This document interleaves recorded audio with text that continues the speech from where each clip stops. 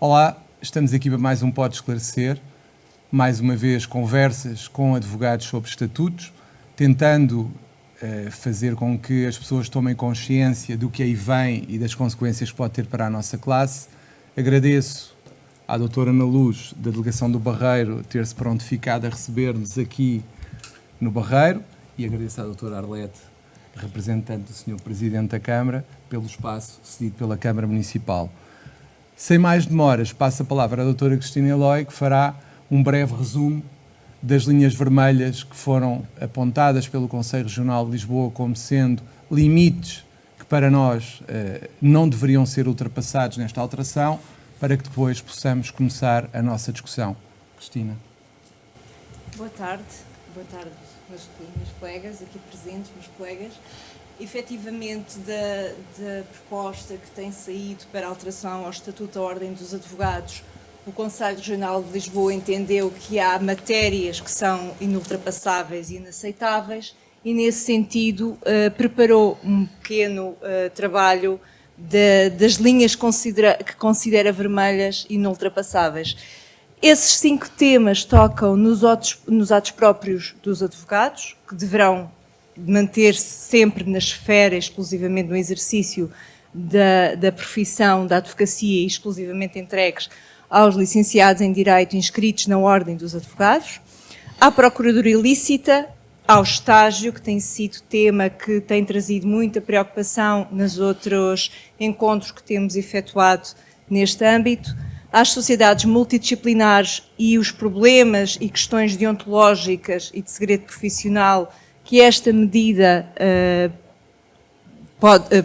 trará seguramente, e também dentro dos órgãos disciplinares da Ordem dos Advogados, a questão de passarem a ser também membros não advogados que irão analisar as situações disciplinares dos membros da Ordem dos Advogados, ou seja, dos advogados. E era neste sentido que gostaríamos de abrir debate, de ouvir as opiniões, posições, preocupações dos nossos colegas e sugestões, claro, que nos permitam ir avançando numa oposição a estas medidas e numa reação a estas medidas que estão em cima da mesa.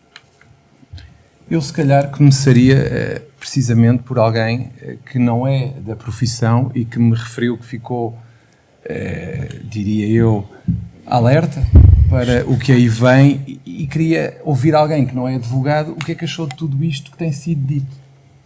O que é que a preocupa, se é que a preocupa alguma coisa, se acha bem este afastamento da advocacia de alguns dos atos, ou se é a livre concorrência a funcionar. Boa tarde a todos. Eu, de facto, fiquei alerta com o ruído que começou pela comunicação social e, como cidadã interessada por estas causas, debrucei-me um bocadinho sobre o assunto e confesso que hoje, antes de vir para esta tertúlia, eu estive na internet a navegar, a ver a posição da Ordem dos Advogados, a ver exatamente o que é que se passava, porque é que havia este ruído na comunicação social, porque às vezes sabemos que a comunicação social deturpa um bocado o sentido das coisas quando elas começam a aparecer. Mas como alguém que está de fora, indo direta à questão, eu fiquei estupefacta. E penso que tem que haver aqui uma negociação concertada com o Governo, com a Sra. Ministra da Justiça, e porque há situações que referem, que eu li hoje nos vários documentos que estão disponíveis ao público, que para quem está de fora não faz sentido. Se para quem está de fora não faz sentido, imagino para os profissionais que trabalharam para ter um estatuto digno, para poder representar as pessoas, e eu julgo que as coisas não podem ficar como estão. Nós também sabemos que às vezes os documentos vêm para consulta pública, são dadas opiniões, são enviados estudos, posições e depois há toda uma concertação para o documento final. E se calhar este é mesmo o tempo necessário para os profissionais da área se preocuparem, fazerem valer as suas posições e manifestarem as suas preocupações. Posso lhe perguntar se consegue individualizar algum tema que acho que seja mais relevante do seu ponto de vista? Eu, do que me apercebi, faz-me... Portanto, eu acho que não é uma mera licenciatura que pode permitir ao exercício de uma profissão. Tem que haver um estágio profissional, tem que haver uma inscrição na ordem, as pessoas têm que estar devidamente credenciadas para depois poderem fazer um acompanhamento jurídico, fazerem um aconselhamento jurídico consentâneo com quem tem mais formação e tem uma melhor aprendizagem sobre as situações. Eu fiquei um bocado preocupada quando me apercebi que poderia haver aconselhamento jurídico por licenciados. Sim. E fiquei um bocado preocupada com isso. Também nós no Conselho temos falado muito do regresso dos cobradores do FRAC.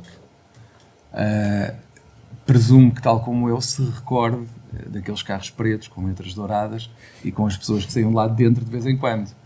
Não me parece ser uma realidade.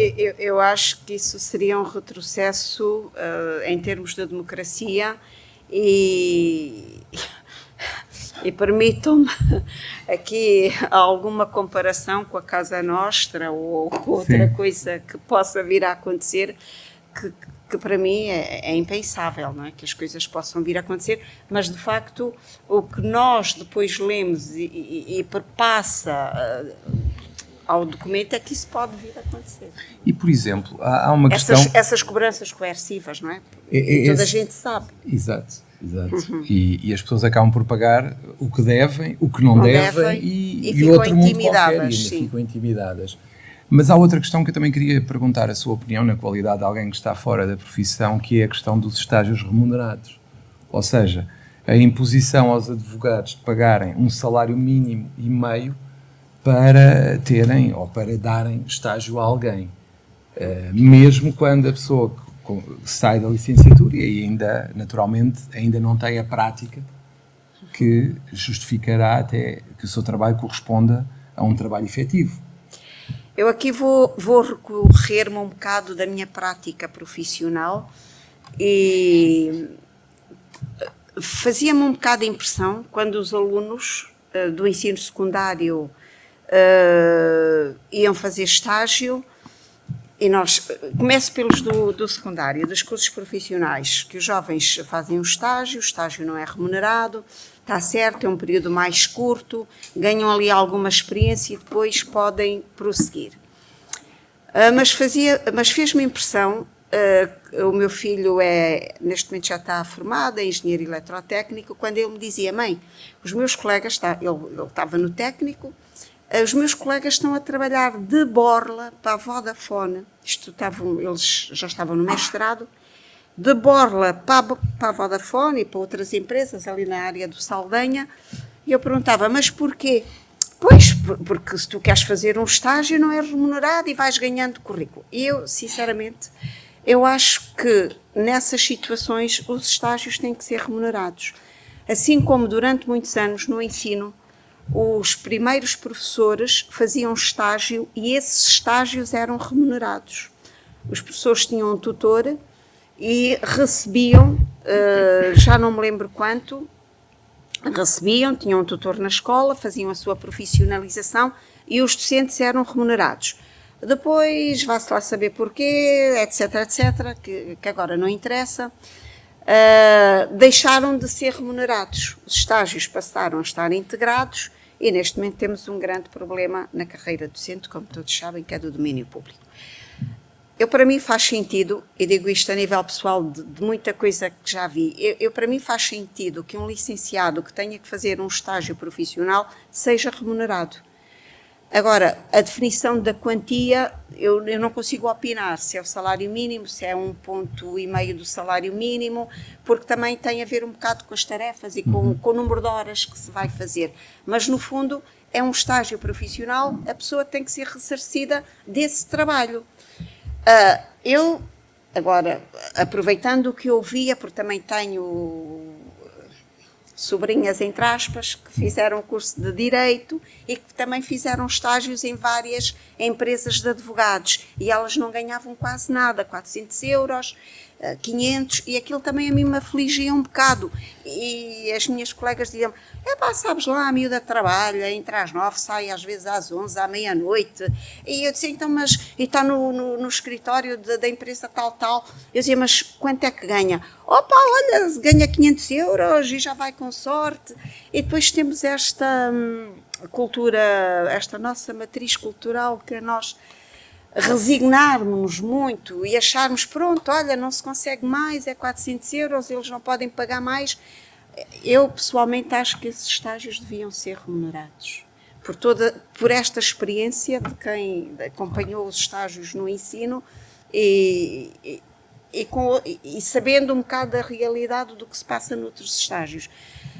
Que possa haver um apoio, porque eu sei que o IFP às vezes paga estágios profissionais, não é? Quando os jovens entram para o mercado de trabalho, mas tem que haver, porque isso incentiva que as pessoas depois possam estudar um bocadinho mais e vejam como é que é a carreira e não queiram largar a carreira. É a minha opinião. Claro. E há mais algum aspecto que queira salientar aqui, que se recorde? Não, talvez depois, à medida que forem conversando, se eu tiver algum assunto que ache, também aproveito para vos dizer que vim com muito interesse para aprender alguma coisa. Isso é bom. Porque eu acho que nestes encontros estamos sempre a aprender. E a partilha do conhecimento é extremamente importante nestas situações.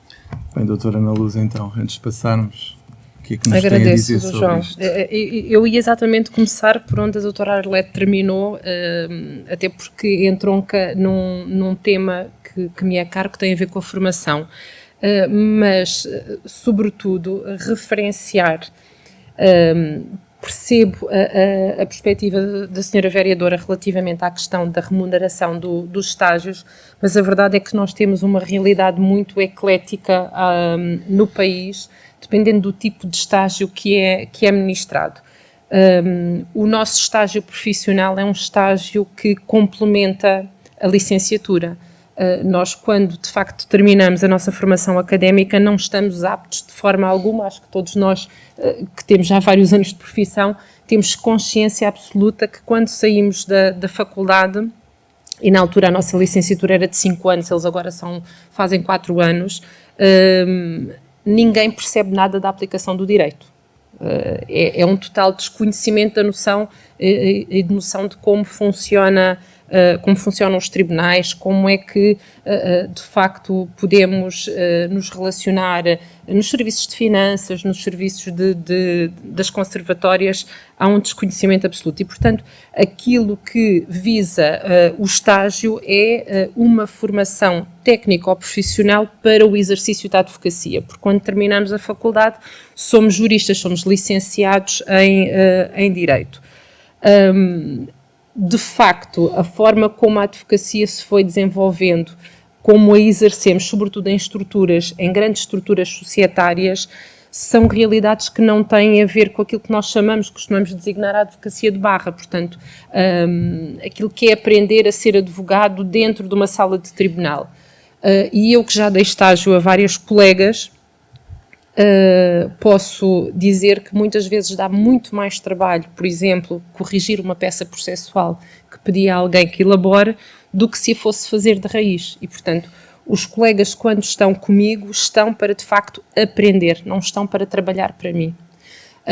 Percebo a bondade da medida no sentido em que há um investimento muito grande dos jovens e das famílias na sua formação e, portanto, há uma expectativa de cedo começar a ter um retorno financeiro, mas naquilo que de facto é exercer a advocacia da forma tradicional na relação com os tribunais, o estágio representa efetivamente um complemento da formação e não, de facto, trabalhar, não é? As realidades que nós temos a nível societário, em que, de alguma forma, a mão de obra é uma mão de obra especializada e que acaba por sair em conta com os valores que se calhar são praticados hoje em dia, não digo que genericamente, mas se calhar em algumas estruturas isso de facto acontece. E entram com isto exatamente na questão da formação, e lançando já aqui mais um tema se calhar para discutirmos, naquilo que é, nomeadamente, a intervenção que se quer fazer daquilo que são os conteúdos a ser ministrados nesta formação. A ideia é que não se duplique aquilo que é a formação de base que vem da academia, mas todos nós que advogamos há alguns anos temos também a perfeita consciência que aprender processo penal ou processo civil a partir dos livros é aprender apenas teoria. Portanto, ninguém sabe como é que há de elaborar uma peça processual, ninguém sabe onde é que a vai apresentar, ninguém sabe a quem é que a vai dirigir, porque aquilo que se pretende com o ensino processual são questões mais académicas, que têm a ver com a forma como o procedimento depois se desenrola. E isto... para dizer o quê? Para dizer que muitas vezes aquele chavão que utilizamos que ensina a ser advogado quem é advogado. Portanto, somos nós que temos o know-how para transmitir aos colegas que têm a sua licenciatura aquilo que é, no fundo, o nosso dia-a-dia, não é? Eu lembro-me de questões processuais que eram uma dor de cabeça em termos académicos e que depois na prática, quando se começa a mexer, nós pensamos, então, mas isto afinal não tem nada a ver com aquilo que nós discutíamos dentro da sala na universidade. Isto é uma coisa completamente diferente, é muito mais simples até se calhar de perceber, tendo esta dinâmica prática. E, portanto, o condicionar os conteúdos académicos ou condicionar os conteúdos formativos a nível do estágio com a intervenção, no fundo, de entidades externas, eu costumo dizer, em muitas destas normas, acho que há francamente a ingerência do poder executivo naquilo que é a estrutura concretamente da nossa ordem e daquilo que vai ser o exercício da nossa profissão, e deixo esta ideia no ar. Bem, então agora abrimos a quem quiser dizer algo sobre que perspectivas é que tem. Dr. Miguel Cardina, só esperar pelo microfone.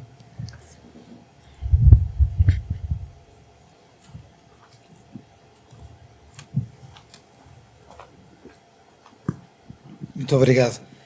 Antes de mais, saudar o Sr. Presidente do Conselho Regional de Lisboa, a Sra. Vereadora, a Sra. Presidente da Delegação, os seus membros do CRL aqui presentes, a Sra. Presidente da Delegação do Seixal, os membros da Delegação aqui do Barreiro também, e as colegas aqui presentes.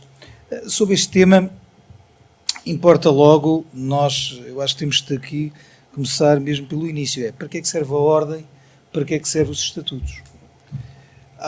O Conselho Regional de Lisboa fez, no dia 16, 97 anos, não é isso? Na segunda-feira, sim. Na segunda-feira. Dia 18.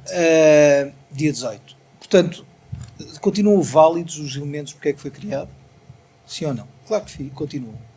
A ordem serve, não é para dar privilégios a advogados ou para dar privilégios a licenciados em Direito. Os estatutos não servem para proteger os advogados, muito pelo contrário, os estatutos servem para regular. E a ordem serve para quê? Serve para que não aconteça o que acontecia antes da criação da mesma, que era qualquer um, em qualquer vão de escada, vendia a banha da cobra. Dizia coisas, falava de coisas. Porquê? Porque, infelizmente, nós somos uma sociedade em que de advogado, padre e médico, todos temos um bocado. E isto continua a ser uma realidade. Qualquer pessoa dá conselhos aos vizinhos sobre o que é que se passa no condomínio, qualquer pessoa dá conselhos sobre os medicamentos a tomar, às vezes até nós próprios estamos na tentação, dói-te a cabeça, olha, toma isto que fez-me bem. E então de padre, é melhor não entrarmos por aí. Mas dizer uma coisa que me parece, e entrando aqui pelo início da questão do estágio. O estágio para que é que serve? O estágio serve para capacitar aqueles que são licenciados em Direito ao exercício da profissão. Eu costumo dar um pequeno exemplo que é paradigmático daquilo que a doutora Ana Luz estava a dizer, que é, e eu fiz esta pergunta em Coimbra durante 3 anos, quando lá fui, a grandes professores, aquilo eram umas aulas abertas dadas por um advogado, um procurador e um juiz, independentemente do género, portanto eu utilizo aqui o plural e o masculino com todos os géneros, mas a questão era, a pergunta que eu fazia sempre é, o que é que faz um advogado no dia da audiência, quando chega a tribunal?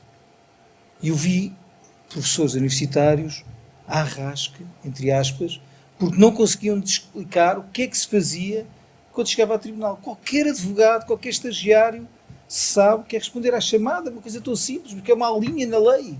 Há uma linha na lei, está lá perdida pelo meio, que qualquer pessoa sabe. No entanto, quando nós vamos só para a teoria e não para a prática, não sabemos o que fazer nesse aspecto. E, portanto, o estágio aqui é essencial e aliás, o Sr. Presidente do Conselho Regional tem dito isto subejamente. Acho que todos concordamos que o estágio deve ser pago. Agora, aqui surge um conjunto imenso de dúvidas. Primeiro, estamos a falar de um estágio pago com recibos verdes ou com contrato de estágio? É porque se é com recibos verdes, os tais 950 euros, porque eu já ouvi alguém a dizer, já não me recordo de quem, que era, as pessoas levavam 950 euros no bolso. Ou seja, líquidos, não eram brutos. A pergunta que eu faço é, então, isto significa o quê? Que se não 900, é o ordenado mínimo nacional mais 25%, como dizia o Sr. Ministro da Saúde na conferência de imprensa, e eles levam aquilo como no bolso. Estamos a falar em recibos verdes, e ainda vão pagar impostos sobre isso, ou em um contrato de estágio, e o advogado que dá o estágio ainda tem de pagar outras coisas, nomeadamente aquilo que tem de ser entregue ao Estado. Esta é a primeira grande dúvida que eu tenho sobre esta matéria. E depois a outra questão, que é numa profissão liberal, ao contrário de outras profissões em que o estágio é assegurado pelo Estado, no caso dos médicos, por exemplo, o estágio é dado voluntariamente pelos colegas. Isto corre-se o risco dos colegas se recusarem no futuro a darem estágios. Ou há grandes sociedades que conseguem pagar, ou então vai ser difícil. Significa que a advocacia se vai reduzir aos grandes centros urbanos. Mesmo aqui, que estamos a 20 minutos de Lisboa, aqui no Barreiro, ou em Almada, que estamos a 4 km, pouca gente vai dar o estágio. Pouca gente vai dar o estágio. Qualquer dia a profissão fica reduzida àqueles que cá estão. E isto é muito mau para a renovação da mesma e para uma nova classe que vai sempre trazendo uma forma diferente de ver. Depois a outra questão que me tem subejamente preocupado é a questão da prática dos atos por parte dos advogados. É porque ver que um notário pode dar aconselhamento em sede de violência doméstica é uma coisa assustadora. Violência doméstica, para os colegas que fazem a sua prática, defesa de vítimas de violência doméstica, sabem que a componente psicológica é brutal. Há ali um fenómeno tremendo e de uma carga enorme psicológica e, portanto, isto vai ser feito por alguém que não tem qualquer responsabilidade, que o seu estatuto não lhe dá qualquer responsabilidade. Miguel, permites-me só dizer uma coisa a propósito do estágio, só para não passar e para ser mais fácil de perceber, que é, quando nós dizemos que um estagiário tem direito a um salário e meio, significa que o colega tem que ter pelo menos um rendimento bruto de mais de 3.000 euros. E eu duvido que grande parte da classe consiga ter um rendimento bruto nessa ordem de grandeza. E sabendo também nós que grande parte dos estágios são estágios de favor. É o primo que acabou o estágio e que, olha, então ele pode fazer lá o estágio no teu escritório, e uma pessoa te diz, ok, eu não tenho assim tanto trabalho, mas para ele poder fazer o estágio na ordem, eu assino os papéis. É que é isto que estamos a falar. Doutor João, eu É dou que o estamos exemplo da a falar Almada. disto. Dou o exemplo da Almada. Em Almada há 2 sociedades de advogados. O resto dos colegas estão em prática individual. Somos 431 colegas. Bem sei que está lá os colegas das infraestruturas de Portugal, estão lá sediados em Almada, porque é lá a sede, há colegas no Instituto de Qualidade, Superior de Qualidade, e há colegas no Hospital Garcia da Horta. Mas os colegas que estão no exercício com escritórios abertos em Almada, nem as sociedades eu acredito que vão dar estágio nestas condições. Pessoalmente digo que acho que vai deixar de haver estagiários em Almada, por exemplo, no Conselho de Almada, por causa dessas condições. Porque é difícil, porque, repare, o estagiário, para além disso tudo, ocupa também um espaço no escritório. O escritório tem que ter capacidade para que forneça material para eu poder trabalhar e uma zona para poder trabalhar. Portanto, se calhar o advogado, até com as sociedades multidisciplinares, que aí vem rentabilizava isso de outra forma, não é? Diria eu, agora de forma muito jocosa, e já saltando aqui para outro tema, porque essa é outra grande preocupação. Então vamos ter advogados juntos com psicólogos, com médicos veterinários, seja com o que for, com processos lá. Quer dizer, toda a gente a ver, quando se anda a falar na questão da proteção de dados e não ser permitido divulgar os dados, andamos todos aqui com imensos cuidados, com imensa legislação, e depois vamos lá ter pessoas que estão tão afetas ao mesmo estatuto e ao mesmo sigilo que nós, advogados. Isto é uma coisa completamente surreal, para não dizer outra coisa. Não consigo compreender como é que é possível. Isto vai acontecer, é que vamos ter, de certeza, colegas, juntos com contabilistas, alegremente a fazerem aquilo que no passado nós chamávamos o cambão. Daquilo que nós chamávamos a fazer a angriação de clientes de forma muito ilegal. Aliás, eu atrevo-me a dizer que se calhar com as sociedades multidisciplinares, qualquer dia até vamos ter nas juntas de freguesia alguns colegas lá com sede, não é? Porque deixa de haver limites para tudo e, portanto, fica lá uns colegas também com sede, que assim também resolvem um problema nas juntas de freguesia. Portanto, é aquilo que me parece. Eu não queria também, há muito mais a dizer, mas se calhar há muito mais para falar, senão daqui nada isto é um monólogo e não é uma conversa, Sr. Presidente. Quem mais quiser uma coisa? A doutora Cristina, Eloy, que ganhou-lhe o jeito.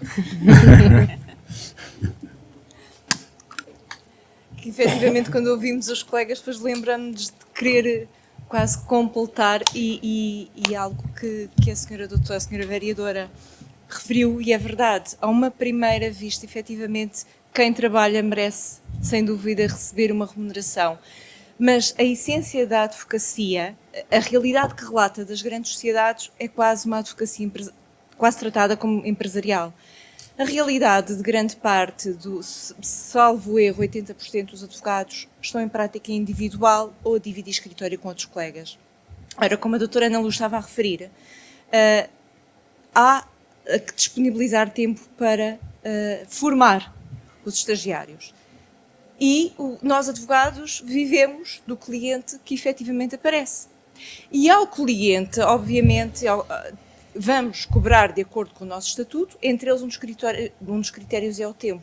E o cliente não pode ficar prejudicado porque é algo que à partida é algo que conseguimos resolver, a um advogado comum, médio, consegue resolver em determinado período de tempo, vai agravar não só no tempo que haveria de cobrar ao cliente, como pela remuneração que teria de pagar obrigatoriamente a um advogado estagiário. Sendo que retira nestas situações a base do que é a advocacia, que é uma profissão liberal em que há rentabilidade mensal se houver trabalho mensal.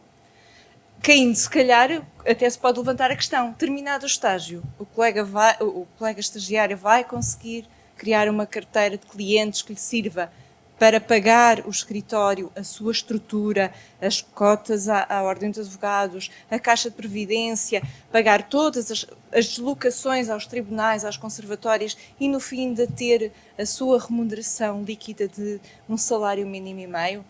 Será que não é criar expectativas de uma realidade que não é a realidade da advocacia em prática individual? A advocacia em prática individual, a realidade é, eventualmente, algumas avanças e os clientes que vão chegando semanalmente, diariamente, mensalmente, ou não vão chegando. E esta ideia de remuneração fixa, eu acho que peca por não considerar o que é a advocacia na maior parte do seu exercício, principalmente fora das grandes cidades urbanas. Outra questão que também queria referir e que o Dr. Miguel Cardina referiu muito bem, a preocupação dos atos próprios dos advogados. Efetivamente, até deu o exemplo de notários, que ainda têm alguma formação académica, mas há muita preocupação. Nós bem sabemos que quantos contratos de trabalho não são feitos eventualmente por contabilistas, contratos de promessa de compra e venda e de arrendamento feitos por curiosos em agências imobiliárias, que não estão a defender os interesses das partes, estão a defender os interesses da imobiliária. Chegar ao fim do negócio, conseguir a todo custo, com ilegalidades ou não, e os atos próprios dos advogados, tal como está redigido, é uma porta aberta para que o cidadão fique verdadeiramente prejudicado nos seus direitos. E isso merece toda a atenção por parte dos partidos políticos e por parte dos governantes. Não só estão a prejudicar uma classe, mas estão a prejudicar verdadeiramente os direitos e interesses dos cidadãos. Posso colocar uma questão? Claro que sim. Pelo que eu percebi... Pode colocar todas as questões. Todas. Aliás, depois sai daqui uma defensora da causa. É o que pretendemos. No fundo, estamos a falar de um anteprojeto, não é? Que há de sair... Não, foi um projeto, foi aprovado na generalidade e agora vai ser a discussão na especialidade brevemente. Exato. Não há possibilidade de vocês, porque vão fazendo propostas, etc., de proporem que o Estado comparticipe uma parte do estágio? Foi recusado. Ok, era essa a dúvida foi que eu recusado, tinha. Porque o IFP comparticipa muitos estágios a nível das engenharias, por exemplo, de empresas. A empresa paga X. Sim. E o IFP paga outra parte. Mas pronto, aqui era foi só um dito esclarecimento. Foi dito que não. Vereadora, nós temos um problema, acho que assusta ao Estado no momento em que avalia o número de estágios que pode ter que assegurar, porque só no último curso de estágio, o ano transato em Lisboa, eram 700 e qualquer coisa candidatos, não é? Já. Só em Lisboa. Mas a nível da educação, por exemplo, está previsto começarem a pagar de novo aos professores estagiários. Pois. Sim. E também não são poucos por ano. Claro. São muitos. Aliás, penso que até devem ser mais em função das licenciaturas que me ocorrem para as disciplinas todas. Portanto, está previsto vir-se a pagar aos professores estagiários como se pagava aqui há uns anos atrás. Claro. Sim. Carlos. No caso dos professores, há muita falta de professores e o Estado, a única maneira, se calhar, de conseguir obter o número de professores que falta, terá que ser mesmo com o pagamento de estágio. Certo. No caso dos advogados, sendo tantos, e o Estado não estando ele, predisposto a pagar, não é? Mas não posso só... Claro. Eu lembro-me há uns anos, quando trabalhava ainda com a Patrícia, uma vez dizer a um cliente que tinha dispensado um trabalhador através do contabilista e, portanto, depois foi confrontado com o facto de não ter instaurado o processo disciplinar e o trabalhador ter ido a juízo reclamar a sua reintegração, dela ter tido uma expressão muito engraçada, ela se calhar não se recorda, mas ter tido uma expressão muito engraçada que foi dizer ao cliente, olha, diga ao seu contabilista que não o representa enquanto advogado, porque eu também não lhe vou fazer a contabilidade. Ela certamente se recordará disso. Então, se calhar, perguntávamos à doutora Patrícia o que é que acha disto tudo. O micro. Tá aí. O que é que acha disto tudo? Olha, antes de mais, o que eu vejo é um grande desalento na advocacia e isso, acima de tudo, é que me preocupa. Porque, pronto, eu acho que ainda sou jovem, tive um patrono à antiga e naquilo que é a minha prática e naquilo que, quando temos estagiários no escritório, também procuro, é passar exatamente esse tipo de advocacia, porque estamos numa comarca da província, como se costuma dizer, não é? E, por exemplo, no Barreiro sinto de facto esse desalento e preocupa-me. Vejo muita gente a sair exatamente por desalento com a profissão e por não verem futuro.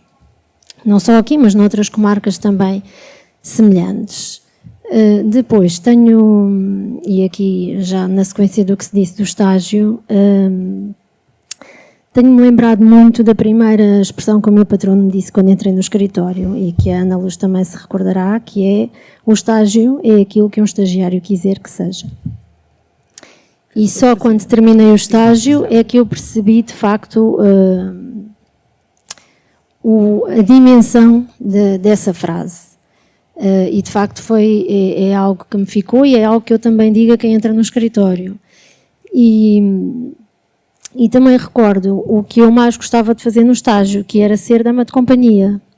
No fundo, acompanhava o meu patrono em diligências judiciais e, de facto, pronto, apercebia-me de que começava com a chamada, apercebia-me da forma como se fala com um funcionário judicial, como se aprendia, no fundo, a cidadania da advocacia, que eu acho que é uma coisa que se está a perder muito.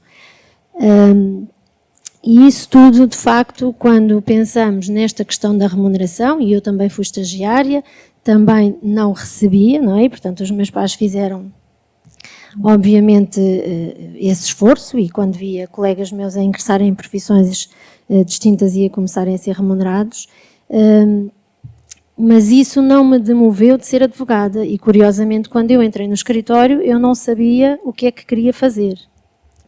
Eu venho de uma família de profissionais da justiça, em que não tenho outro advogado na família, portanto sou a única. Nós dividimos um bocadinho e, como costumávamos dizer, quase que fazíamos o julgamento todo em família, mas de facto não quis seguir nenhuma das outras vias que tinha na família, porque de facto me apaixonei pela advocacia e apaixonei-me pela forma como o meu patrono me ensinou o que era um advogado. E penso que isso, com esta questão da remuneração, se vai perder esta gênese do advogado e aquilo que eram os ensinamentos do Dr. António Arnaud, com a sua Bíblia que todos nós líamos no início, e preocupa-me tudo isso. Tenho pensado muito, não tenho soluções, mas tenho muitos anseios. E receio, de facto, que não haja uma continuidade e uma renovação na advocacia, porque não é possível ser advogado facilmente. E recordo-me também numa frase que o meu pai me disse quando eu disse que queria ser advogada. E ele não era advogado e disse: se queres ser advogada, prepara-te, que os primeiros 10 anos não são para ganhar dinheiro. É para aprenderes a ser advogada. E, de facto, não sendo eu advogado, nem nunca tendo sido, tinha toda a razão. E, portanto, era isto que eu queria partilhar. Então, já agora, de tudo isto que está aqui e que já foi falado, o que é que a preocupa mais? Já falou do estágio?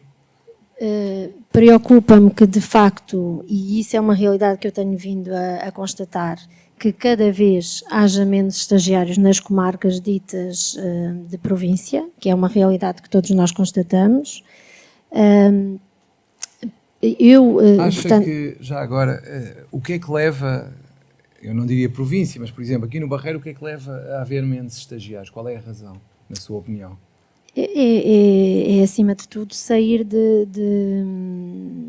da faculdade e, efetivamente, ter uma retribuição, o que é perfeitamente legítimo. A questão é que, de facto, está a haver uma grande demandada, por exemplo, para Lisboa, é o que eu tenho verificado, mas quando muitos desses licenciados que terminam o estágio em empresas de cobranças de crédito, e como todos nós sabemos que acontece, não terminam advogados, não é? No fundo aprendem, sabem fazer execuções, sabem fazer injunções, sabem ligar para o cliente e às vezes até serem insistentes nesse sentido. Eu já tive colegas que vieram para o meu escritório que tinham feito esse tipo de trabalho e que de facto não era um trabalho minimamente digno para um advogado, não é? Andar a fazer cobranças coercivas via telefone, e todos nós já tivemos clientes a quem isso foi feito, e muitas vezes isso é feito por colegas nossos ou estagiários, e portanto a realidade da advocacia está a mudar, pronto. direito. E, de facto, o advogado, como me ensinaram que era um advogado, ou seja, o ADN do advogado está a mudar. Portanto, porventura pensar a própria licenciatura da licenciatura em Direito de uma forma diferente, de forma a que haja, não digo umas especializações, mas que, como na engenharia há vários campos dentro da engenharia, e que em termos de advocacia, de facto, de licenciatura em Direito, e em termos daquilo que é a advocacia, se redefinisse isto, porque de facto, e posso dizer que tivemos já entrevistas para estagiários, por exemplo, agora mais recentemente, e que acabam por ir trabalhar para empresas de cobrança. E isso, quando eu vejo no olhar que são pessoas que querem ser advogados, fico muito triste. Quando vejo que de facto as pessoas optam por isso.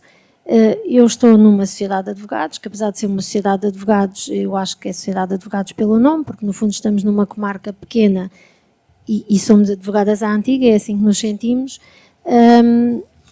Não estou a dizer que o estagiário deva ser explorado de todo, porque eu também não fui e, portanto, não farei a um colega aquilo que não me fizeram a mim. Mas esta questão da remuneração, ainda que possa haver uma compensação, essa compensação tem que ter por base exatamente aquilo que o estagiário quer que o seu estágio seja. Porque se é um estagiário que só vai passar algum tempo, também partilhei estágios com colegas que trabalhavam noutros sítios ou que iam ao escritório só ao fim da tarde. Portanto, a realidade da advocacia, como nós a víamos antigamente, o que é verdadeiramente um advogado, não se compagina de facto com esta questão do estágio, da remuneração, compagina-se apenas e só com alguns teóricos que acham que sabem o que é a profissão, mas que não sabem e, portanto, legisla-se para uma panóplia de profissões que não se... Ou seja, nós somos diferentes dos contabilistas certificados, cada profissão tem o seu ADN e, portanto, não nos podem colocar a todos no mesmo caldeirão porque, de facto, não são realidades que se possam equiparar, misturar. Lá está. Nós não fazemos contabilidade e os outros também fazem coisas diferentes e é preciso ter o respeito por aquilo que são os limites de cada profissional, não é? Destas áreas. Então, e acha que o desalento, os estagiários já percebemos que preferem as empresas de cobrança de crédito pelos valores que lhes são pagos. E o desalento na classe que leva as pessoas a desistir tem a ver com o quê? Falta de trabalho? Ou desmotivação? Sim, tem a ver com falta de trabalho, tem a ver com, isto é uma perspectiva muito pessoal, tem a ver com alguma falta de união na classe e que, pronto, que se vê, não é, de facto, e que, lá está, isto é um sentimento, às vezes é difícil nós partilharmos aquilo que sentimos, porque é uma coisa muito pessoal. Mas tem a ver acima de tudo com isso, tem a ver com alguma falta de cidadania deontológica também entre colegas e que no ganho de um cliente ou na cobrança, na necessidade de facto ter rendimentos, que eu também compreendo, muitas vezes faz-se aquilo que não se deve. Pronto, eu também sempre aprendi que os clientes vão e vêm, os colegas ficam sempre. E essa ideia não... E há não... quem não perceba isso. Sim. Acha então que é uma desilusão interna? Acho. Daquilo que as pessoas vão partilhando e com colegas de outras comarcas com quem também vou falando e colegas de faculdade. Tenho pouquíssimos colegas de faculdade como advogados. E começámos muitos, até em grandes sociedades de advogados, é curioso. Portanto, as pessoas vão encontrando outros caminhos e isso não é mau, não é? Todos nós podemos mudar de vida. O que é mau é o motivo. Mas, exato. Sim, também concordo que sim. Quer dizer mais alguma coisa, Dr. Vítor? Boa tarde a todos, Sr. Presidente do Conselho Regional, demais membros do Conselho Regional, Sra. Vereadora, cumprimentar os colegas. É um gosto estar aqui convosco a falar sobre um tema que eu acho que preocupa todos os advogados.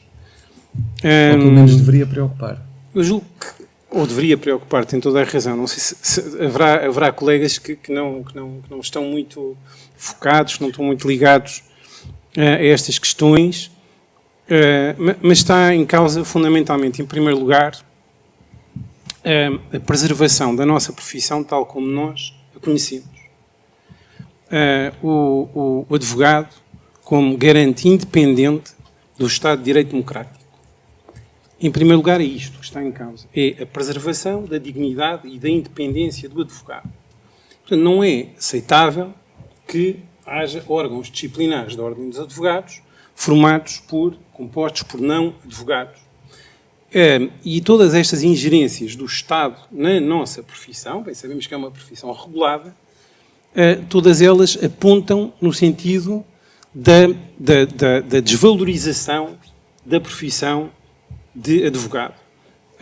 Estou de acordo que muitas destas medidas são propostas sem conhecimento, ou por mero voluntarismo, ou sem qualquer conhecimento da realidade da vida e da realidade das comarcas e dos diversos escritórios.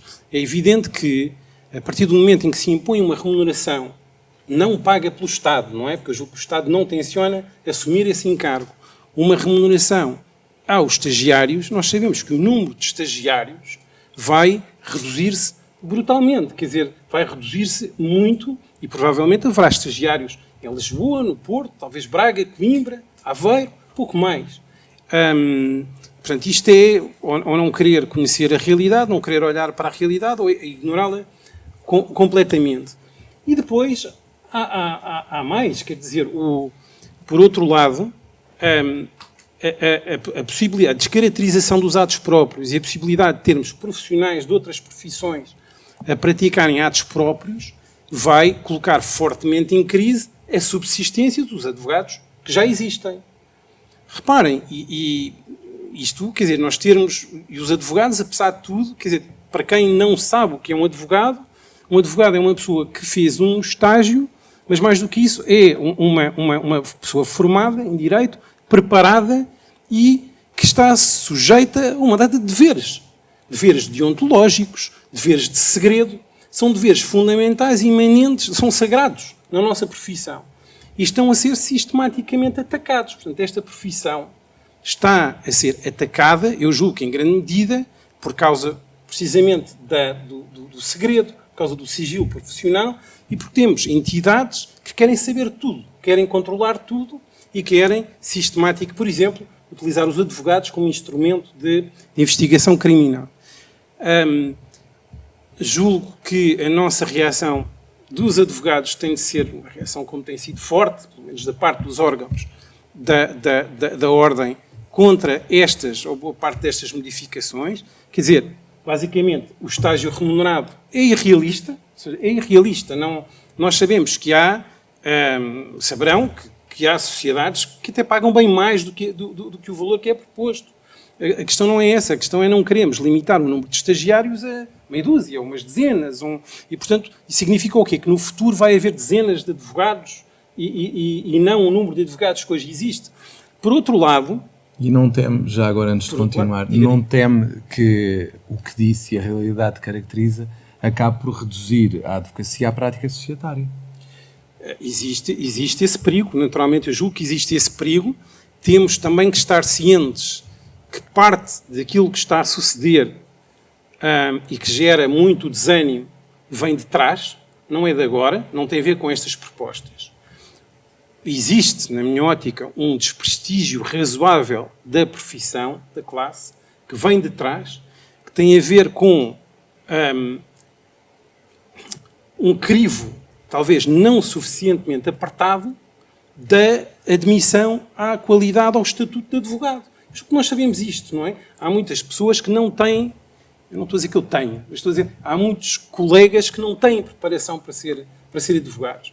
E isto é outra matéria que deve ser pensada, eventualmente no quadro desta reformulação, deste projeto, mas tem que ser pensado pela ordem, tem que ser pensado pelos advogados, porque todos sermos advogados também não funciona. Quer dizer, quem sabe direito português, quem não sabe direito português, não é possível.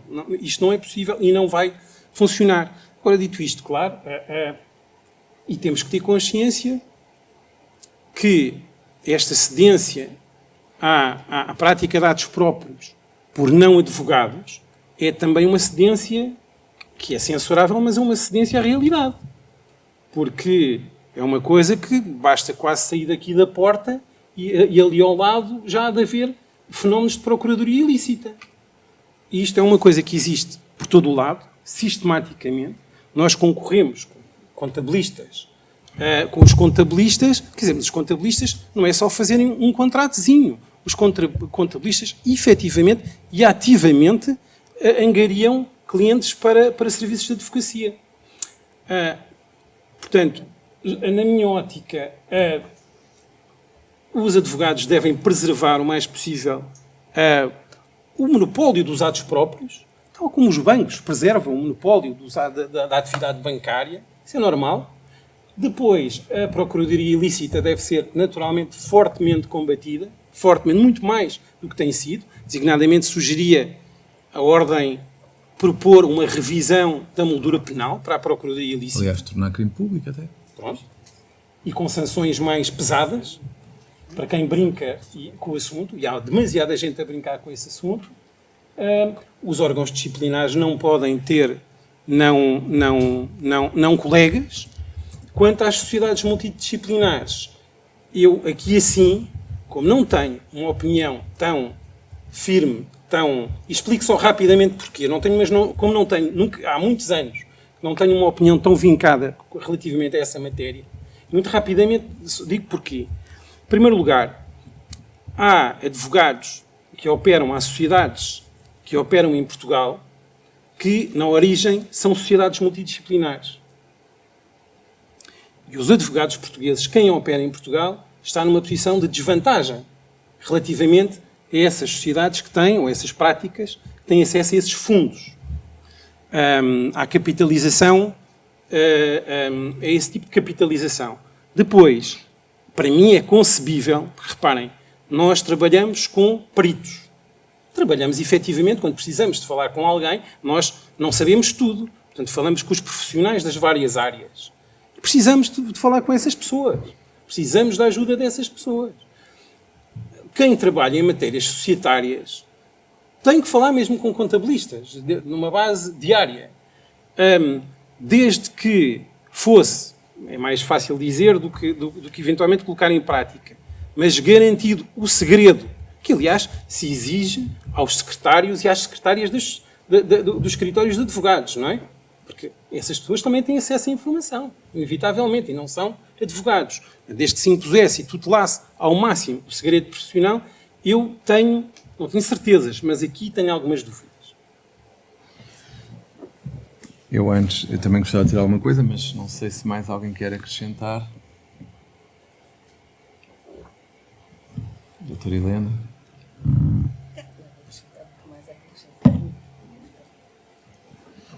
Sim, o Dr. Miguel. Só uma última questão, que é a questão dos órgãos disciplinares da Ordem. Eu não sei se quem elaborou a lei está a pensar que quem é membro de um órgão disciplinar da Ordem recebe alguma coisa por ser membro desse órgão. Porque os números que estão na lei são estes, mais ou menos.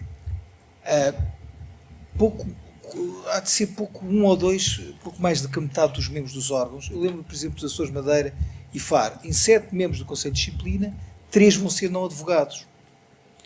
Pessoas que não sabem, podem não saber como fazer um processo. Podem não saber tramitar um processo disciplinar. E eu pergunto-me como é que essas pessoas vão aceitar trabalharem de borla para uma ordem profissional sem qualquer ligação à mesma, que é isto que estamos a falar. Enquanto que os colegas que estão nos conselhos de ontologia, e no Conselho Superior trabalho porque sou membros da Ordem e há algum caráter de prestígio dentro da classe daquela, eu até trabalho para a Ordem, para quem não é membro, vai para lá porquê? É que estamos a falar de muita gente. E depois, por outro lado, no Conselho Superior, o que me faz também muito confusão nesta questão do órgão disciplinar é a imposição regional. Diz, dos 13 membros que tem de ter advogados o Conselho Superior, tem de ser 5 de Lisboa, 4 do Porto e 4 do restante país. Porquê isto? Quer dizer, vem uma pessoa dos Açores, então como é que a pessoa se desloca a Lisboa para fazer audiências ou para fazer alguma coisa, para ir processo ou para ir a reuniões? Ou então está-se a contar que estas novas plataformas de reuniões online sirvam para tudo. É esta a questão aqui com os órgãos disciplinares que me parece também muito interessante. Depois a outra questão que também é dizer o seguinte, tanto quanto eu sei, os órgãos regionais da Ordem e os locais das delegações, ninguém é pago.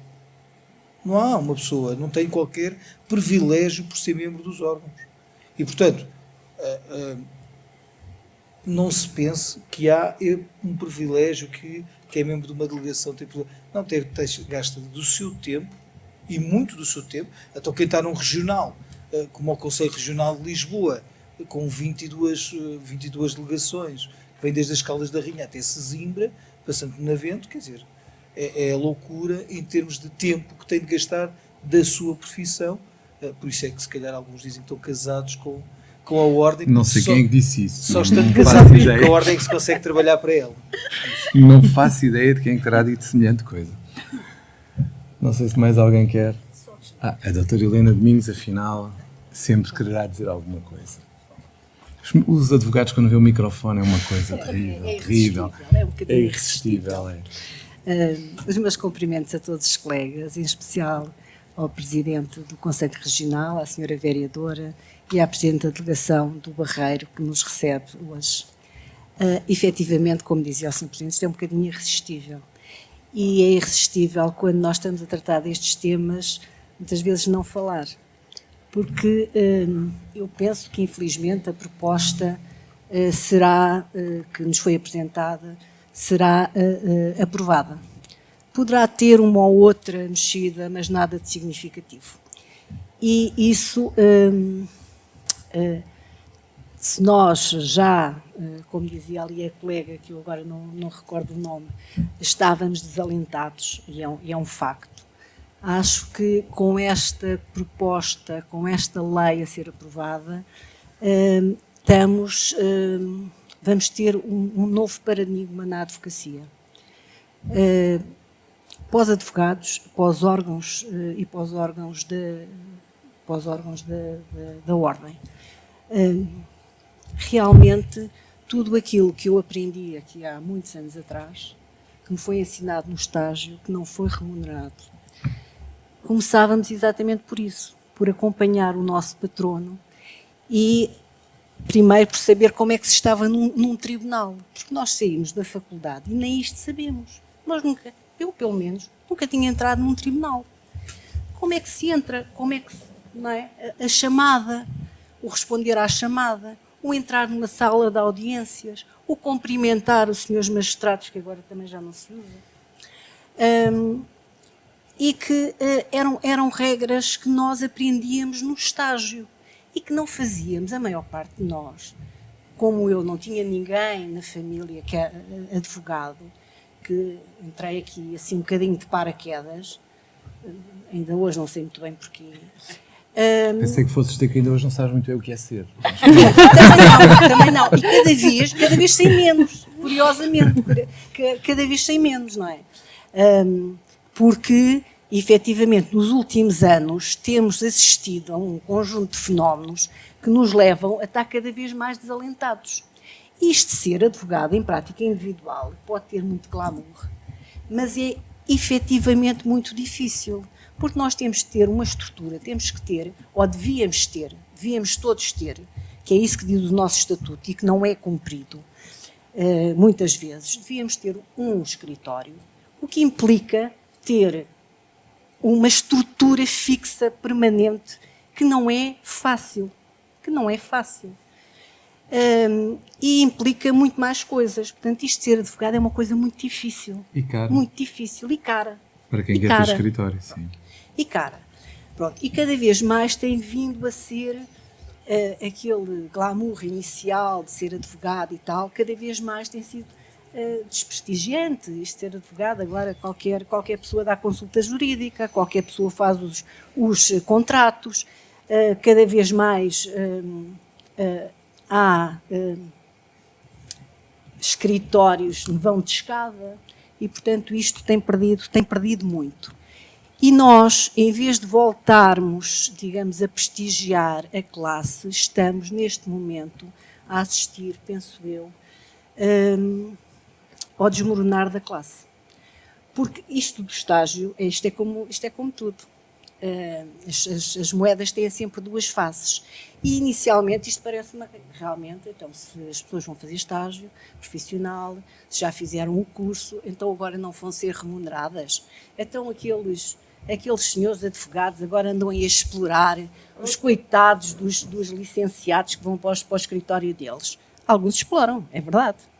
Mas a grande maioria não. A grande maioria vai lá ensinar-lhes. Ensinar-lhes o que é esta profissão. Porque nós, quando saímos da faculdade, a maior parte de nós nem sabe fazer um requerimento. Esta é a verdade. Portanto, é no escritório do nosso patrono que nós vamos aprender isto tudo.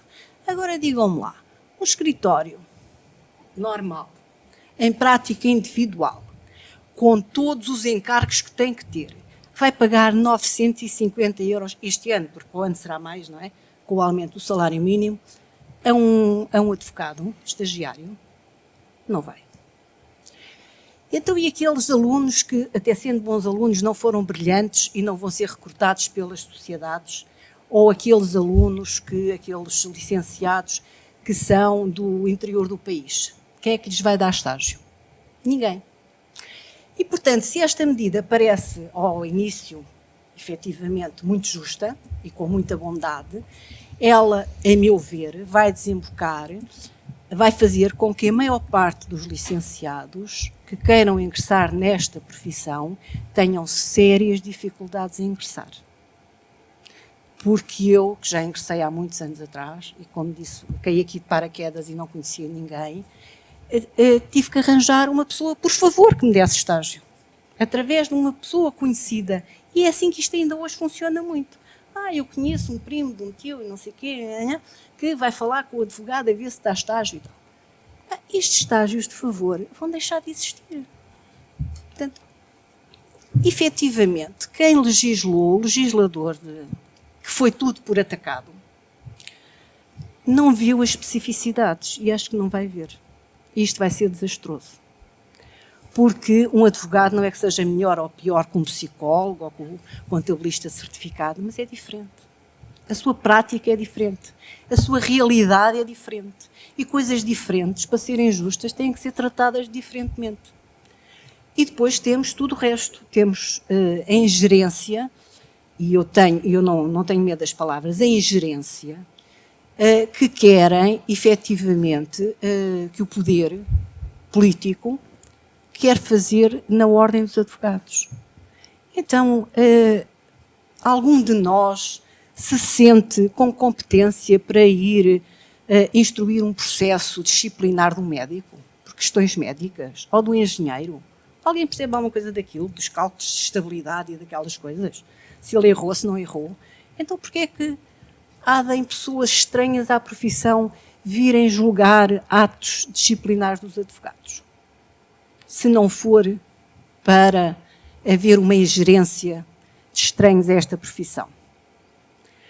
Portanto, estamos realmente perante um mudar de paradigma na advocacia e, a meu ver, e não queria deixar aqui uma nota muito sombria, mas temo pelo futuro da advocacia tal como nós a conhecemos. Eu já estou em final de carreira, portanto a mim não me irá melindrar muito, mas quem neste momento está a ingressar nesta profissão, acho que não terá dias muito risonhos.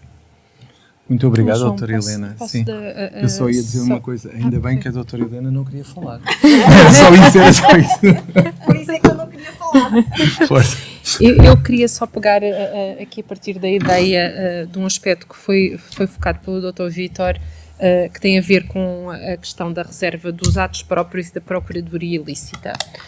De facto, e é verdade, nós há anos, nós advogados que discutimos o facto de, efetivamente, várias entidades, desde imobiliárias a funerárias, a outras, praticarem atos que estão na reserva de competência dos advogados, ser algo que é do domínio público e, no fundo, as entidades que deveriam reagir, tirando dentro daquilo que é naturalmente as secções de procuradoria ilícita junto dos conselhos regionais, de conseguirem reagir a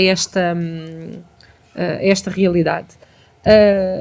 A sensação que se tem é que a procuradoria ilícita está de tal maneira disseminada e entranhada na sociedade que o poder político procurou, se calhar com algum lobby de algumas entidades, mas procurou resolver o problema da forma mais simplista. Vamos abrir os atos próprios e, portanto, deixa de haver procuradoria ilícita. Deixa de haver crime. Deixa de haver crime. Também podíamos legalizar outros tipos de crimes. Exatamente, eu ia fazer esse paralelismo, ou seja, nós temos índices elevados de violência doméstica, não é? Recuávamos aqui umas décadas e entrávamos naquela velha filosofia de que entre marido e mulher não se deve meter a colher e, portanto, acabamos com a violência doméstica. Sim, concordo. Mais alguma coisa, Ana?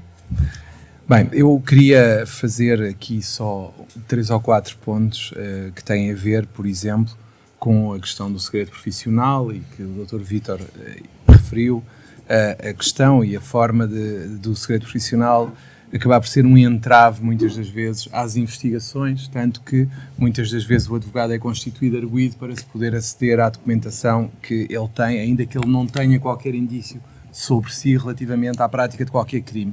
É curioso porque um dos casos que está em cima da mesa neste momento tem a ver com o Clóvis de Abreu, que é o alegado homicida do Fábio Guerra e que agora se acabou de entregar.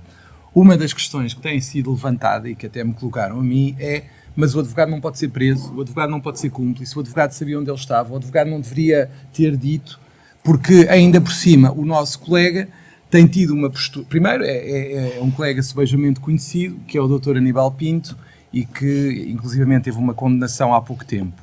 E depois, porque ele nunca mostrou nenhuma procuração do tal Clóvis, até agora, presumo, porque ele aparecia a querer negociar a rendição, assim, de uma forma um bocadinho mais romanceada, mas nunca mostrava uma procuração, portanto nunca teria sido levado muito a sério. Eu não vou discutir esta atuação do nosso colega, vou discutir a questão de a própria comunicação social sentir necessidade de averiguar se o advogado pode ou não ser responsabilizado por não ter dito onde estava o cliente. E esta é a questão que me tem sido colocada várias vezes, que é: então, mas ele não disse onde estava o cliente, ele sabia, ele não tinha que dizer. É que estamos nesta linha de argumentação, ou seja, o advogado passa a ter que ser uma peça da investigação. E há essa tendência para que o advogado, entre aspas, seja abafado e introduzido como uma peça essencial da investigação. Que não é para isso que serve. Posso só dar uma nota sim, em relação a isso? Eu tenho uma opinião muito própria em relação à comunicação social, se calhar muitos colegas partilham, mas seria interessante perceber se algum jornalista, tendo feito uma reportagem de investigação relativamente a essa temática e tendo chegado ao contacto com o indivíduo, se era obrigado a revelar a fonte. Sim, porque é sempre sim. interessante eles questionarem a postura do advogado, Claro. mas nunca terem uma censura autocrítica, não é? Sim. Em relação à sua própria forma de estar. Eles próprios dizem que não revelam Claro, as suas fontes. claro. Mas isto é curioso porque isto revela, no fundo, um pouco o sentimento popular que justifica a atuação do governo. Ou seja, temos aqui, desculpa uma expressão, uns tipos chatos, que ainda por cima têm uma coisa que se chama segredo e não me dizem onde é que está o criminoso e não ajudam a punir os maus, etc, etc. Tanto que, por contraponto, acabámos de ter a glorificação do detetive privado. Ou seja, o o fulano que entra na casa de todos nós agora pode ser um herói desde que descubra um crime. Porque a partir do momento em que temos uma sentença como a do Rui Pinto, isso pode, licitamente, ser colocado em cima da mesa. É que nós estamos aqui perante várias questões. Isto não aparece porque sim, isto aparece porque, de alguma forma, se entende que o advogado é um obstáculo à descoberta da verdade e à investigação. É a tábua rasa dos princípios, de tudo que deve ser elementar. E, por outro lado, temos alguém que tem uma sentença que pode ser considerada benévola. Porquê? Porque ele descobriu crimes, ainda por cima, podres do futebol. Isto é perigoso, porque, reparem, isto, a certa altura, diz, eu próprio, se fosse e se tivesse competência para tal, poderia ser um hacker e andava aí a descobrir crimes à torto e a direito porque me apetecia. E porque, entretanto, tornava-me um herói perante toda a gente. A questão é, e se entrarem no meu computador ou no computador de qualquer um de nós, alguém vai achar graça? Não. Mas como é alguém famoso, ainda por cima ao mundo do futebol, com tudo o que nós sabemos que tem, é alguém que de facto vai descobrir a careca a uma série de pessoas que ainda por cima merecem ser descobertas. Mas é perigoso, porque depois temos uma generalização e depois toda a gente se queixa do Big Brother, mas ao mesmo tempo toda a gente parece que o quer. É perigoso, é perigoso. E depois há outra questão que também tem a ver com... É perigoso, mas tentador, não é? Muito tentador. Daí tudo o que se está a passar. É que está tudo ligado, como diz o outro, não é?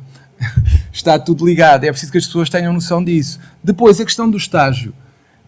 Há, como dizia também outro, há que dizê-lo com toda a frontalidade, eu não faria estágio se entrasse a questão do estágio remunerado. Porquê? Porque na altura em que eu terminei a minha licenciatura, não conhecia advogados, nunca tive familiares advogados, não fui do topo da classificação, portanto, eu não teria feito o estágio. Bem, se calhar até tinha sido melhor, não sei. Mas não interessa. Mas pronto, eu próprio não teria sido advogado, porque não tinha conhecimentos para fazer o estágio. Não tinha. Fiz um estágio de favor, etc. E depois também há outra coisa que nós estamos a falar, que é a redução à prática societária, porque mesmo os melhores, eu sei que neste momento o glamour, se quisermos, e a parte sexy da advocacia para os mais novos é ir para uma sociedade de advogados. É óbvio que sim, toda a gente já percebeu isso. As próprias universidades, quando vendem os cursos de Direito, dizem que podem entrar nas grandes sociedades de advogados, depois temos as séries americanas que também contribuem um bocado para isso. Mas, de facto, pode haver quem não queira, ainda que tenha uma nota de topo, pode não querer ir para a prática societária e é obrigado a ir, porque senão não tem estágio. Portanto, nós temos aqui várias questões que temos que pensar.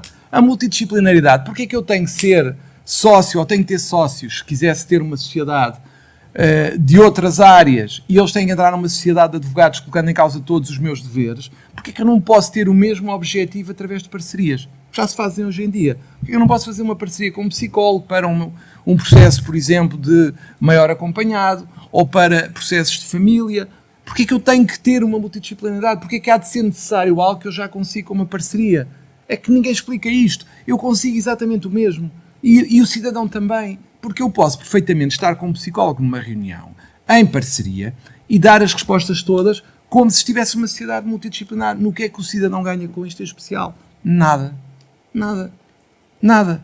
Depois, outra coisa que também tem que haver, e eu não sou, nunca fui, acho eu, alguém que escondesse algo porque não é benéfico para a Ordem dos Advogados. É óbvio que a Ordem também tem culpa nisto. Porque a Ordem, a forma como algumas atuações da Ordem têm ocorrido, a Ordem devia ter sido a primeira também a preocupar-se com a questão dos estágios, em colocar alguma justiça na questão da remuneração, estabelecendo um ou outro critério, estabelecendo alguma forma de minimizar o facto de alguém estar 12, 18 meses, o que for, sem receber nada. A Ordem também podia ter feito algo e podia ter proposto ao Governo, e assim não era o Governo a impor-nos. Se calhar era mais justo para todos. Portanto, há culpa da Ordem. A Ordem também não está, digamos, inocente na questão disciplinar. Ainda há pouco tempo a Presidente do Conselho de Ontologia dizia que havia mais de 5.000 processos pendentes. A culpa é nossa também. Nós também falhámos na questão deontológica, mas daí até termos pessoas que nada percebem na nossa deontologia a julgar-nos, vai outro passo. Vai outro passo. E por último, e aqui acho que tem mais a ver com algo que eu tenho vindo a defender e acho que todos temos que pensar, e acho que partiu-se também daqui de algumas das coisas que foram ditas, o desalento, a forma como alguns colegas se comportam. Nós temos que pensar a classe. quer se queira, quer não, a classe tem que ser repensada. Ou então vamos ser uma classe banal. E aí, se calhar, já não precisamos das prerrogativas. É que é isto que está em cima da mesa. Nós não podemos, eu já o disse até no sábado, nós não podemos querer respeito se nós não respeitamos. Se não nos damos ao respeito. É uma questão de estatuto. Se nós queremos um estatuto, se nós queremos dizer que somos uma classe diferente, que defende o interesse público, é óbvio que nós temos que defender uma forma diferente de atuar como classe. E temos que afastar do nosso seio, custe o que custar, aquelas pessoas que não percebem o que é ser advogado. Porque senão todos somos contaminados. Todos somos contaminados por um mau advogado, por alguém que não conhece a deontologia, por alguém que não respeita o colega, por alguém que não respeita o cliente e fica com o dinheiro do cliente, por alguém que, para ganhar um cliente, faz o que for preciso a um colega. Não é por aí o caminho. Não é. E é isto que nós temos que pensar, é se queremos ou não manter o nosso estatuto. É o que está em causa. É o que está em causa. E isso implica um repensar da classe, pensar como é que nos vamos defender destas situações e, de facto, afirmarmos como melhores, independentemente do que venha a ser aprovado como novo estatuto, sermos melhores do que os outros que estão no mesmo, digamos, mercado que nós, que é a profissão jurídica. E sermos melhores e afirmarmos claramente, é uma questão de estatuto, temos este estatuto, por isso somos melhores, mas para isso temos mesmo que ser melhores. Portanto, a menos que alguém queira acrescentar alguma coisa, eu por mim, doutora Ana Luz, quer acrescentar alguma coisa? Mais nada. Doutora Arlete? Estou esclarecida. Muito obrigado. Pontos muito obrigado. Não estava bem a par. Mas eu acho que esta questão do estágio profissional é como diz, devia ter sido repensada. Sim. Se calhar em vez de ser 3, 4 ou 1 ano ou 18 meses, haver ali um certo mas período ser a própria, de o que eu acho é condições que, repare, a própria ordem podia Exato. ter proposto um modelo de remuneração de estágio Exato. com base na própria especificidade da profissão, nomeadamente Certo. a questão da variabilidade da remuneração do patrono, para não ser um valor fixo. Correto. Eventualmente. Estamos de acordo, sim. Eu acho que tudo deveria ser repensado e pensar, por exemplo, claramente e distinguir claramente o que é estágio de formação, o que é estágio de trabalho, Exato. porque isso também está em causa. É que isto está em causa também no meio disto tudo. É óbvio que quem trabalha, Meteu-se tudo no mesmo saco. claro, não se pode meter aquela pessoa que está no início do estágio no mesmo saco, em princípio, de alguém que estará quase no fim. Porque em princípio já estará a prestar trabalho, nomeadamente aquelas pessoas que terão o tal horário Sim. que não deveriam ter. E aí Essa é outra questão. é pois. outra questão, mas saber distinguir e ter critérios, se calhar a própria ordem deveria tê-los apresentado. Mas pronto, peço desculpa por ter interrompido a doutora Arlete. Mas era aí que eu queria chegar. E agora, só uma curiosidade, já não há mais negociações? Já não há mais... Eu quero acreditar que ainda é possível fazer alguma coisa. Pronto, porque a ordem deveria... Porque os individuais vão ter muitas Mas eu não posso dizer dificuldades. isso assim ao vivo, porque Não, eu também não vou dizer. Vamos deixar descansar. ninguém nos está a ouvir, porque se alguém ouve... Mas eu fico preocupada porque agora apercebi-me que há muitos advogados que individualmente nunca vão conseguir acolher um estagiário não vão. nestas circunstâncias. E eu acho que a ordem tem que fazer qualquer coisa, não sei, não digo eu. Doutora Arlete, Assim se é nós complicado, pensarmos... só as sociedades Se é nós vão pensarmos conseguir. que, por exemplo, um advogado para ter o seu escritório, e vamos tentar aqui, de alguma forma, não inflacionar muitos valores, mas se tivermos uma renda à volta dos 400 euros, pensarmos na água, luz e telecomunicações do escritório, talvez uns 100. Eu vou tentar fazer tudo por Estás a baixo. fazer muito por baixo, Estou a mas fazer sim. por baixo. Não, mas eu não estou a focar-me na capital, Não, estou não. a focar-me Mas aqui eu não nas estou a focar nossas... na capital. Sim, mas pronto, mas eu já estou a tentar Não é ser em Lisboa, simpática. diga lá onde é que Já, isso é, não é em já Lisboa. estou a tentar ser simpática É um no amigo, sentido... é não- um amigo, é o tal amigo. Estou a tentar não inflacionar só para criar aqui uma imagem do que podemos estar a falar.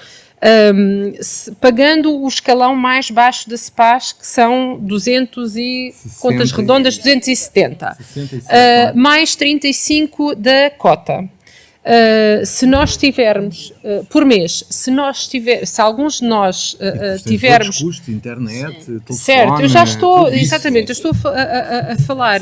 Os consumíveis da internet. Certo. Portanto, podemos estar a falar só de despesas fixas, até se tivermos um funcionário, ainda que seja a meio tempo, podemos estar francamente a falar de 1000 e poucos euros, só para despesas. Sem grande dificuldade. Sem grande dificuldade. Portanto, se pensarmos que o advogado tem que ter rendimento mensal para suportar estas despesas, mais as suas próprias despesas, não é? Porque terá a sua casa, terá a sua família. A não ser que viva no escritório. A não ser que viva no escritório, o que também pode vir a ser ponderado.